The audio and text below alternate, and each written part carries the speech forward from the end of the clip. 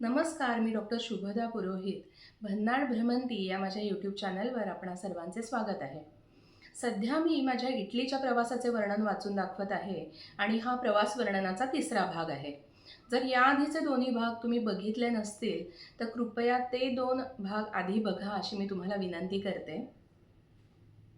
माझी इटली वारी एक अभूतपूर्व सहल भाग 3. काही तास सगळे सामान सांभाळत खुर्चीवर बसून काढल्यानंतर चेक इन चालू झाले. चेक इनसाठी विमानतळावर कराव्या लागणाऱ्या सगळ्या फॉर्मॅलिटीज करून मी माझ्या गेटवर जाऊन बसले. विमान नंतर डिक्लेअर झालेल्या वेळेवर बरोबर निघाले आणि मी इस्तंबूलकडे प्रयाण केले. हा प्रवास 7.5 तासांचा होता, परंतु प्रवासात अलर्ट राहण्याच्या माझ्या स्वभावामुळे मला अजिबात झोप लागली नाही. नंतर लँड होताना विमानातून दिसणारे इस्तंबूल शहर मी नजरेत साठवून ठेवले. इस्तंबूल शहराबद्दल मला कायमच उत्सुकता वाटत आली आहे. प्रत्यक्षात ते कधी बघायला मिळेल ते माहिती नाही, मात्र आत्ता तरी ते शहर मला आकाशातून का होईना बघायला मिळत होते. टर्कीमधले हे सगळ्यात मोठे असणारे शहर आहे. या शहराचे वैशिष्ट्य म्हणजे हे एकमेव असे शहर आहे ज्याचा थोडा भाग आशिया खंडात आणि थोडा भाग युरोप खंडात येतो. विमान लँड होताना आपल्याला युरोप आणि आशिया खंडांना एकमेकांपासून वेगळे करणारा बॉस्फरस स्ट्रेट दिसतो. या स्ट्रेटच्या पश्चिमेला युरोप आणि पूर्वेला आशिया खंड आहेत आणि या स्ट्रेटच्या दोन्हीही बाजूंच्या काठावर इस्तंबूल वसलेले आहे. मी आकाशातून दोन्हीही खंड पाहू शकत होते. अशा छोट्या छोट्या गोष्टींमुळे मला खूप आनंद मिळतो. अगदी लहान मुलांसारखी अवस्था होते माझ्या मनाची.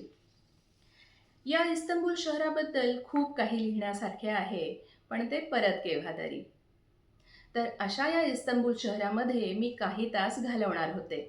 भलेही ते फक्त विमानतळावर का असेना याचा मला मनोमन आनंद होत होता. विमान लँड झाल्या झाल्या मी माझा फोन चालू केला. माझा मुलगा मिलानमध्ये सुखरूप पोहोचला असेल ना याचे टेन्शन होते.